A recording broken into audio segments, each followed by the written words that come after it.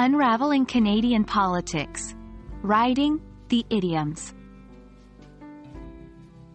Hello language explorers and Canadian culture enthusiasts.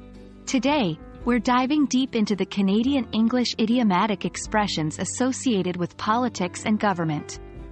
The spotlight for this session will be on the term, writing.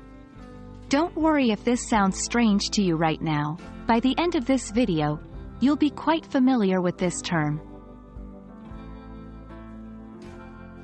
In Canada, riding is a colloquial term for an electoral district. It comes from the older English term, riding, which was a division of a county.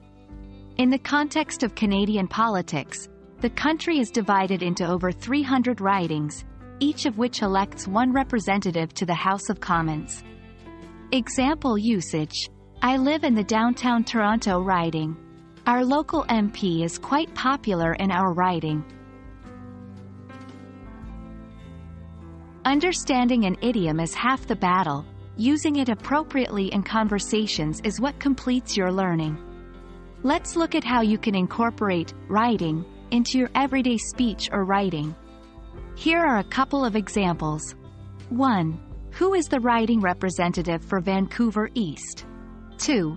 In the last election, the swing ridings played a significant role in deciding the outcome.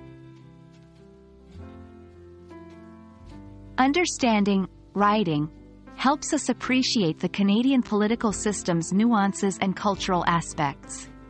In Canada, political issues often have a local perspective due to the geographical and cultural diversity across ridings. The idiom brings attention to the democratic principle of local representation in government, a cornerstone of Canadian politics. And that wraps up our lesson for today. We've gone on quite the journey, riding through the world of Canadian political idioms. We hope you enjoyed learning about the term, writing, and can incorporate it into your English vocabulary. Don't forget, language isn't just about grammar and syntax, it's a doorway to understanding different cultures and societies. Keep exploring, keep learning, and until next time, take care.